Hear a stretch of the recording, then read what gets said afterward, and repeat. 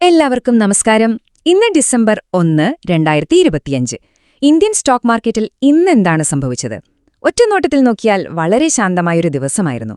പക്ഷേ ആ ശാന്തതയുടെ ഉള്ളില് വലിയൊരു കളി തന്നെ നടന്നിട്ടുണ്ട്. അപ്പോൾ അതെന്താണെന്ന് നമുക്ക് വിശദമായിട്ടൊന്ന് നോക്കാം. മാർക്കറ്റ് ഇന്ന് ഫ്ലാറ്റ് ആയിട്ടാണ് ക്ലോസ് ചെയ്തത്, അതായത് വലിയ മാറ്റങ്ങളൊന്നുമില്ല. എന്നാൽ ഈ കാണുന്നത് പോലെയല്ലായിരുന്നു കാര്യങ്ങൾ. ഏകദേശം 3700 കോടി രൂപയുടെ ഒരു യുദ്ധം തന്നെ തിരക്ക് പിന്നിൽ നടന്നു. അപ്പോ ഈ കളിയിൽ ആരാണ് ജയിച്ചത്? നമുക്ക് കണ്ടുപിടിക്കാം. ശരി, അപ്പോ ആദ്യം തന്നെ പുറമേക്ക് എങ്ങനെയായിരുന്നു കാര്യങ്ങൾ എന്ന് നോക്കാം. ഒറ്റ നോട്ടത്തിൽ പറഞ്ഞാൽ വളരെ സൈലന്റായ ഒരു ദിവസമായിരുന്നു എന്ന് തന്നെ പറയാം. ഈ നമ്പറുകളിലേക്കൊന്ന് നോക്കൂ. നിഫ്റ്റി 50 വെറും 27 പോയിന്റ് താഴെയാണ്. സെൻസെക്സ് ആണെങ്കിൽ 65 പോയിന്റിന്റെ ഒരു ചെറിയ നഷ്ടത്തിലും.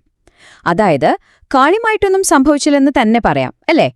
പക്ഷേ ഇതാണോ യഥാർത്ഥത്തിൽ നടന്നത്? അല്ല. ഈ ചെറിയ അക്കങ്ങൾക്കൊക്കെ പിന്നിൽ വലിയൊരു പണത്തിന്റെ ഒഴുക്കിന്റെ കഥയുണ്ട്. യഥാർത്ഥത്തിൽ പണം എങ്ങോട്ടാണ് ഒഴുകിയത്? ആ ഒളിഞ്ഞിരിക്കുന്ന കഥയിലേക്കാണ് നമ്മളിപ്പോ പോകുന്നത്.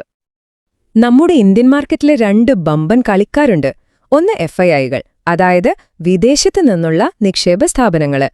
പിന്നെ നമ്മുടെ സ്വന്തം DIIകള്, അതായത് നമ്മുടെ നാട്ടിലെ തന്നെ വലിയ മ്യൂച്വൽ ഫണ്ടുകളും ഇൻഷുറൻസ് കമ്പനികളുമൊക്കെ. ഇന്നത്തെ കളി മുഴുവൻ നിയന്ത്രിച്ചത് ഈ 2 പേരും ചേർന്നായിരുന്നു.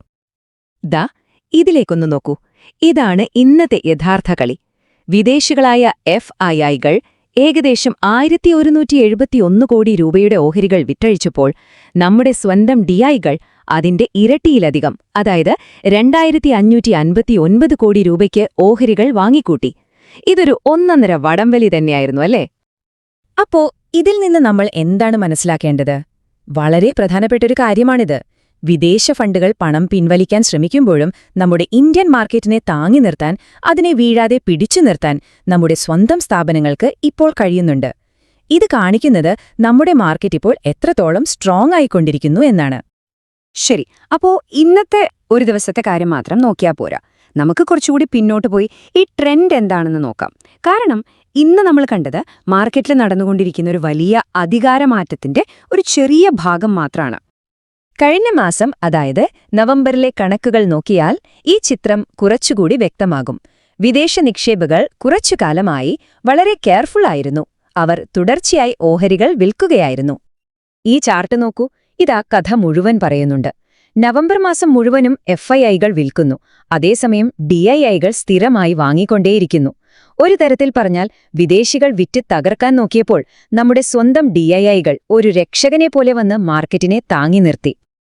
അപ്പോ ഈയൊരു മാറ്റം അതെന്തുകൊണ്ടാണ് ഇത്രയധികം പ്രാധാന്യമുള്ളതാകുന്നത്? പ്രധാനമായും 3 കാര്യങ്ങളുണ്ട്. ഒന്നാമതായി, നമ്മുടെ DIIകൾ മാർക്കറ്റിനൊരു വലിയ താങ്ങും തണലുമായി മാറിയിരിക്കുന്നു. രണ്ടാമതായി, വിദേശികൾ എന്തു ചിന്തിക്കുന്നു, അവരുടെ മൂഡ് എന്താണ് എന്നതിനെ മാത്രം ആശ്രയിച്ചു നിൽക്കുന്ന ഒരവസ്ഥയിൽ നിന്ന് നമ്മുടെ മാർക്കറ്റ് മാറുകയാണ്. ഏറ്റവും പ്രധാനമായി, നമ്മുടെ സ്വന്തം നിക്ഷേപകരുടെ ആത്മവിശ്വാസം തന്നെയാണ് ഇപ്പോൾ മാർക്കറ്റിനെ മുന്നോട്ട് കൊണ്ടുപോകുന്നത്. ശരി, അപ്പോ ഇതാണ് ഇപ്പോഴത്തെ അവസ്ഥ. ഇനിയെന്ത്? മുന്നോട്ടുള്ള ദിവസങ്ങളിൽ നമ്മൾ എന്തൊക്കെ കാര്യങ്ങളാണ് ശ്രദ്ധയോടെ നിരീക്ഷിക്കേണ്ടത്? ഡിസംബറിലേക്ക് കടക്കുമ്പോൾ നിങ്ങളുടെ വാച്ച് ലിസ്റ്റിൽ വേണ്ട 3 കാര്യങ്ങൾ. 1, നമ്മുടെ DIIകൾ ഈ വാങ്ങൽ ശക്തി ഇനിയും തുടരുമോ? 2, ലോകത്ത് നടക്കുന്ന മറ്റ് സംഭവങ്ങൾ വിദേശ നിക്ഷേപകരെ എങ്ങനെ സ്വാധീനിക്കും? പിന്നെ മൂന്നാമതായി, സ്റ്റോക്കുകൾ തിരഞ്ഞെടുക്കുമ്പോൾ നമ്മുടെ സ്വന്തം സ്ഥാപനങ്ങൾ ഒരുപാട് നിക്ഷേപം നടത്തിയിട്ടുള്ള കമ്പനികൾക്ക് ഒരു പ്രത്യേക ശ്രദ്ധ കൊടുക്കുന്നത് നല്ലതായിരിക്കും. അപ്പോ നമ്മുടെ ഡൊമസ്റ്റിക് പ്ലേയേഴ്സ് കളം പിടിക്കുന്ന ഈ സമയത്ത് നിങ്ങൾ ഏതൊക്കെ സ്റ്റോക്കുകളാണ് നോട്ടമിട്ടിരിക്കുന്നത്?